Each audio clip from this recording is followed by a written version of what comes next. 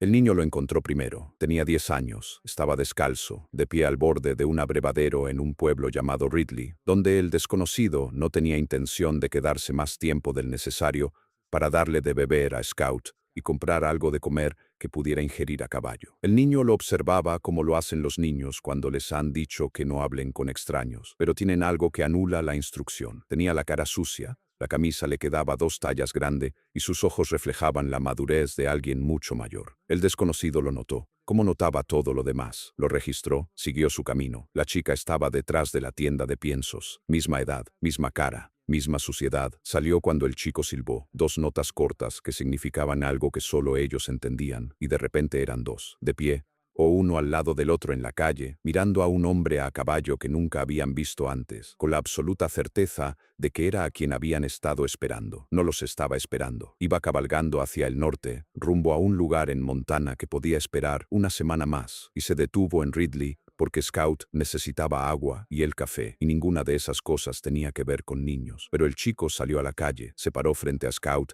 y dijo algo que cambió por completo el rumbo de las siguientes 24 horas. Se llevaron a nuestra madre. La niña no dijo nada. Se quedó junto a su hermano, le tomó la mano y miró al desconocido con ojos que no lloraban ni iban a llorar, porque lo que les había sucedido a esos niños los había llevado a un punto en el que llorar ya no servía de nada. Los miró fijamente durante un buen rato.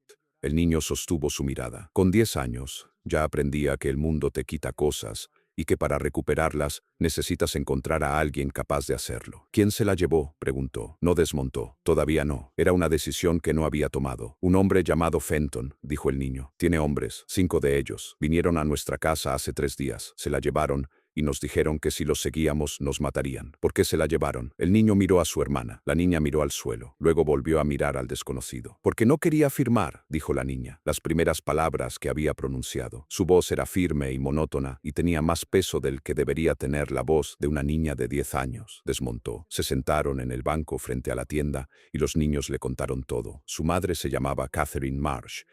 Su padre había muerto hacía 2 años de fiebre, dejándole 120 acres de tierras bajas a lo largo del río Elk y 2 hijos que criaba sola. La tierra era buena, el agua era mejor, y hacía 8 meses, un hombre llamado Fenton había empezado a comprar todas las propiedades a lo largo del río, con la paciencia de quien entendía que controlar el agua en una zona ganadera era lo mismo que controlar la ganadería. Catherine se había negado a vender, se negó 3 veces. La primera negativa fue respondida con una oferta de más dinero. La segunda, con la demolición de la cerca del pastizal norte y la dispersión de su pequeño rebaño. La tercera, con el silencio. 3 semanas de silencio que dolieron más que las amenazas, porque el silencio de un hombre como Fenton significaba que estaba replanteando sus métodos. Hace 3 días, 5 hombres llegaron a la casa al amanecer. Catherine les dijo a los niños que se escondieran en la bodega. Se escondieron, oyeron pasos y voces, la voz de su madre, que decía que no. Luego se quedó callada y después el sonido de los caballos alejándose con más peso del que habían traído. Los niños salieron de la bodega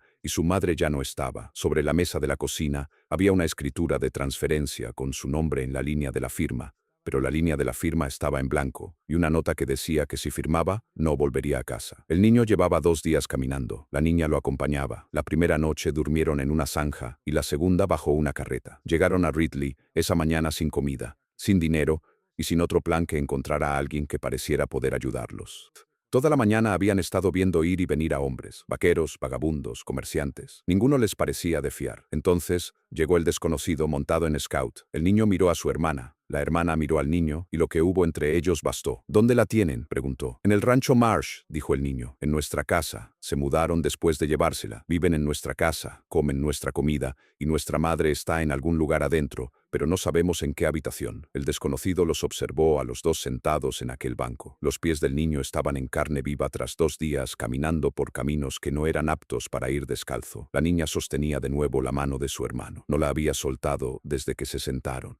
Eran niños que se habían organizado en torno a una catástrofe con la eficiencia de quienes no podían permitirse el lujo de derrumbarse. ¿Cuándo comiste por última vez?, preguntó. Ayer por la mañana, respondió el niño. Una mujer de Caster nos dio pan. La desconocida entró en la tienda y regresó con carne seca, 2 manzanas y una cantimplora de agua. Los niños comieron con la rapidez controlada de quienes tienen mucha hambre y han aprendido a no demostrarlo. Él los observó comer y pensó en Catherine Marsh, sola en su casa con 5 hombres que querían su nombre en un papel y estaban dispuestos a retenerla allí hasta conseguirlo. «Enséñame», dijo. Cabalgaron juntos, el chico delante de él, montado en Scout, la chica detrás, con los brazos alrededor de su cintura, demostrando que no lo soltaría, y que no tenía intención de hacerlo y que nadie le pediría que lo hiciera. Scout cargó con el peso extra sin quejarse. El caballo había llevado cosas más extrañas que 2 niños que necesitaban volver a casa. El rancho Marsh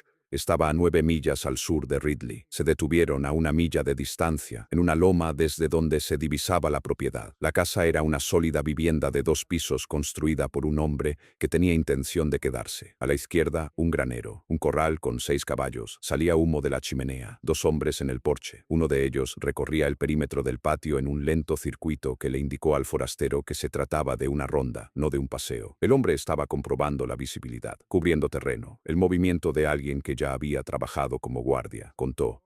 2 en el porche, 1 caminando. Eso dejaba 2 dentro con Catherine, 5 en total. El chico tenía razón. Observó la propiedad durante 30 minutos. Los niños se sentaron en el césped a su lado y guardaron silencio. Su silencio era el de niños que comprenden que el hombre que miraba su casa estaba haciendo algo importante y que interrumpir sería un error. La niña jugueteaba con la hierba. El niño observaba la casa. Ambos esperaban a su manera. Los accesos eran limitados. La casa se encontraba en un claro con 50 yardas de terreno abierto en todas direcciones. El granero ofrecía protección desde el sur, pero el guardia que patrullaba a pie cubría el espacio entre el granero y la casa cada 4 minutos. En el lado norte había una pila de leña y un ahumadero, pero el porche daba al norte y los 2 hombres sentados allí tenían una vista despejada de todo. «Hay una bodega subterránea», dijo el muchacho. Había estado observando al desconocido mientras examinaba la propiedad y había comprendido lo que buscaba. «La entrada está detrás del ahumadero. Se conecta con la cocina a través de una trampilla debajo de la mesa. Nuestro padre la construyó para protegernos de las tormentas». El desconocido miró al muchacho. Este le devolvió la mirada con la expresión de quien sabía exactamente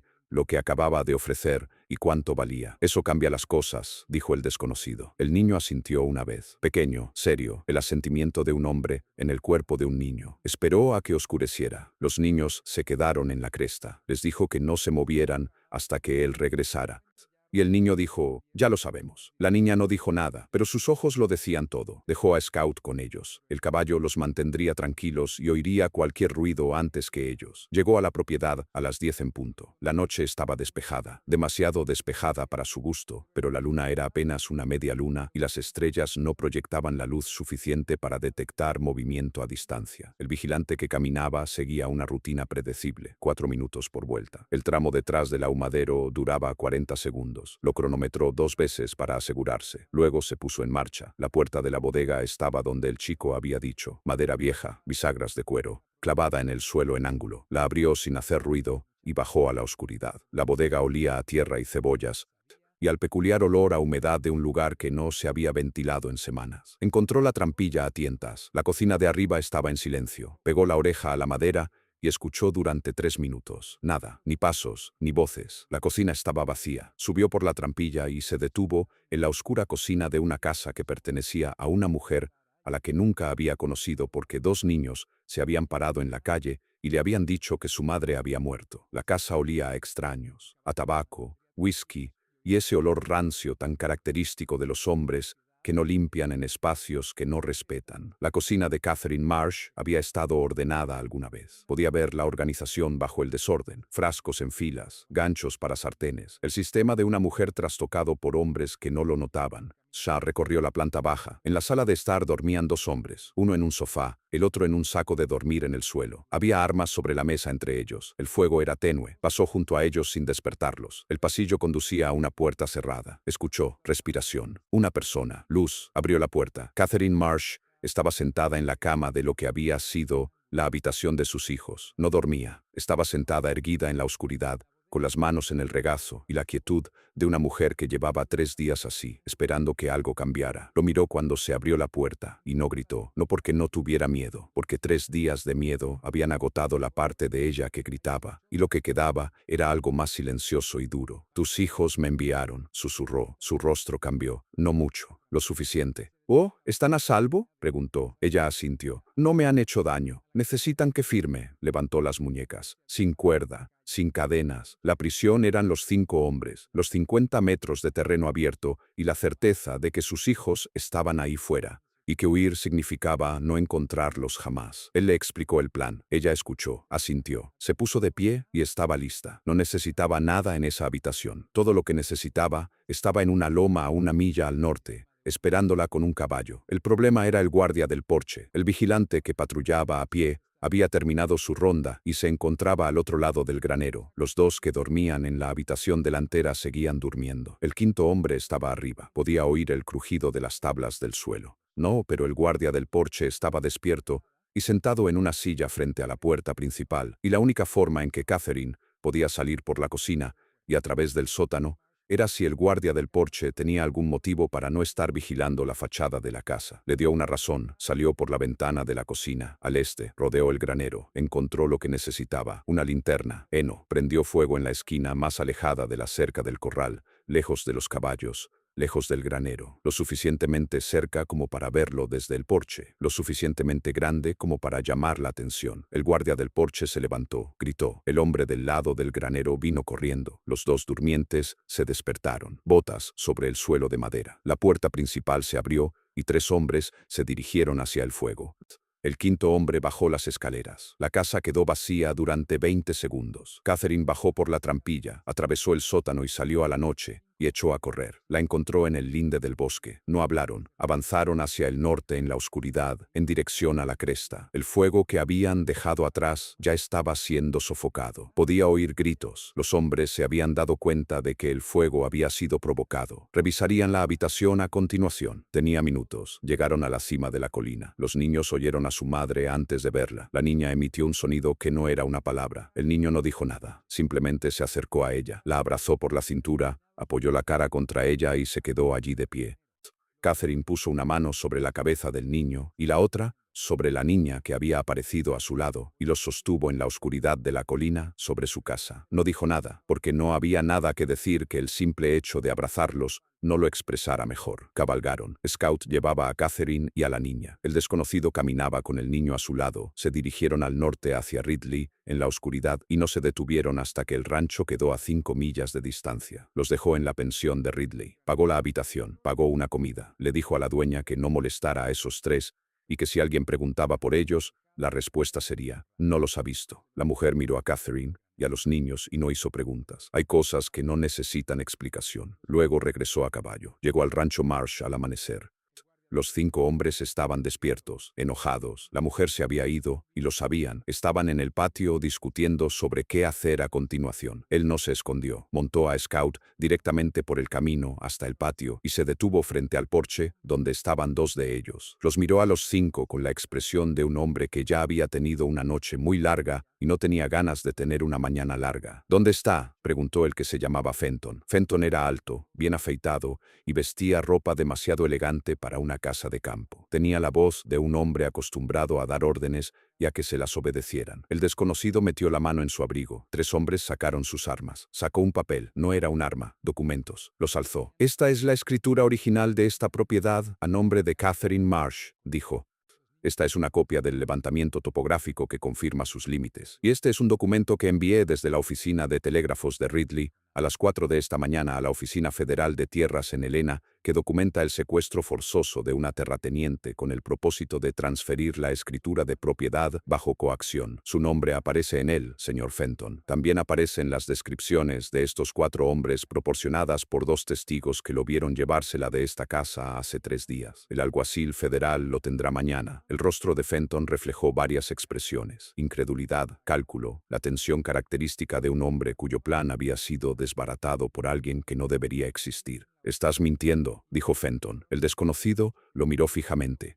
La mirada duró lo suficiente como para responder a la pregunta sin palabras. Dos de los hombres de Fenton partieron primero. Caminaron hasta el corral, ensillaron sus caballos y cabalgaron hacia el oeste sin hablar con nadie. Entendían las matemáticas. Un tercero los siguió minutos después, más joven y rápido, llevando solo lo que podía cargar. Fenton y el último hombre se quedaron en el patio de una casa que no les pertenecía, observando cómo su operación se desmoronaba, como sucede cuando se elimina el centro de operaciones. El último hombre miró a Fenton, miró al desconocido, miró el camino que habían tomado los otros tres. Se marchó. Fenton estaba solo. No era un hombre que ejerciera la violencia por sí mismo. Era un hombre que compraba la violencia a otros hombres, y esos hombres ahora se alejaban de él por tres caminos distintos, tan rápido como sus caballos se lo permitían. Estaba en el patio de Catherine Marsh, vestido con sus mejores ropas, con las manos vacías y la expresión de un hombre que había confundido el poder adquisitivo con el poder real y que estaba aprendiendo la diferencia en tiempo real. «Súbete a tu caballo», dijo el desconocido. «Cabalga hacia el este, no vuelvas a este territorio. Si vuelvo a oír tu nombre relacionado con esta familia, estas tierras o cualquier terreno a lo largo de este río, la denuncia presentada en Helena se convertirá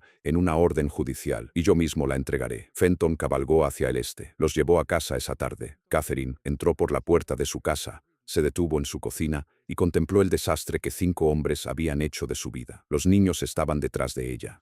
El niño miró la mesa donde había estado la escritura sin firmar. Había desaparecido. El desconocido se la había llevado de la cocina durante la noche y ahora era ceniza en una hoguera que había encendido en la colina mientras los niños dormían. Catherine empezó a limpiar, no porque fuera lo más importante, sino porque era lo que podía hacer ahora mismo y porque al hacerlo, la casa volvía a ser suya. La cocina volvía a ser suya, y el desorden era algo que podía arreglar con sus propias manos y a su propio ritmo. El desconocido ayudó, enderezó una silla, barrió la sala, arregló una bisagra del armario de la cocina que se había soltado. Cosas pequeñas, el trabajo de manos que sabían construir y reparar y que lo hacían sin que se lo pidieran. Los niños lo observaban. El niño le trajo agua, la niña le trajo un trapo para la mesa.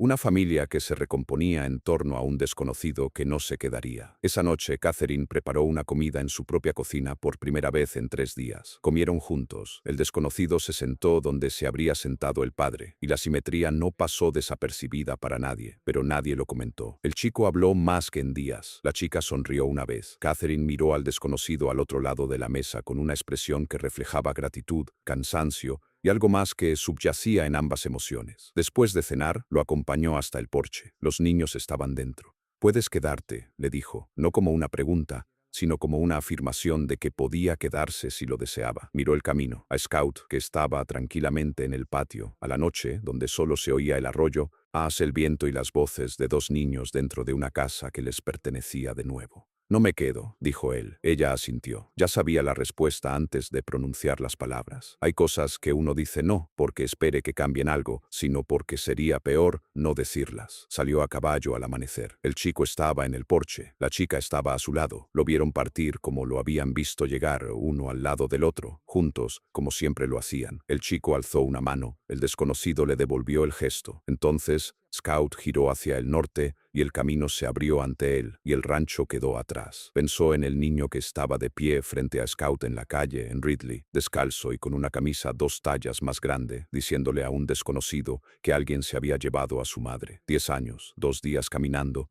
y la absoluta negativa a que la situación se volviera permanente. Pensó en la niña que no habló hasta que lo necesitó y cuyas primeras palabras fueron las que más importaron, porque no quiso usar el lenguaje de señas. 3 palabras que contenían toda la historia. Pensó en Catherine, sentada erguida en la oscuridad de la habitación de sus hijos, sin dormir, sin llorar, esperando, la particular resistencia de una mujer que comprendía que sobrevivir era su trabajo y que ese trabajo no terminaba porque las circunstancias empeoraran. En algún lugar más adelante, porque siempre había algún lugar más adelante, lo siguiente lo esperaba. No sabía qué era, nunca lo supo. Si lo encontraste aquí, si Ridley es tu primer paseo, el comienzo te espera. Ambas historias están en la descripción. Míralas, vuelve. Dime en los comentarios qué momento te impactó más. 2 palabras. Eso es todo. Y si quieres saber a dónde va la historia, suscríbete. Nuevas historias cada semana. Nos vemos en el camino.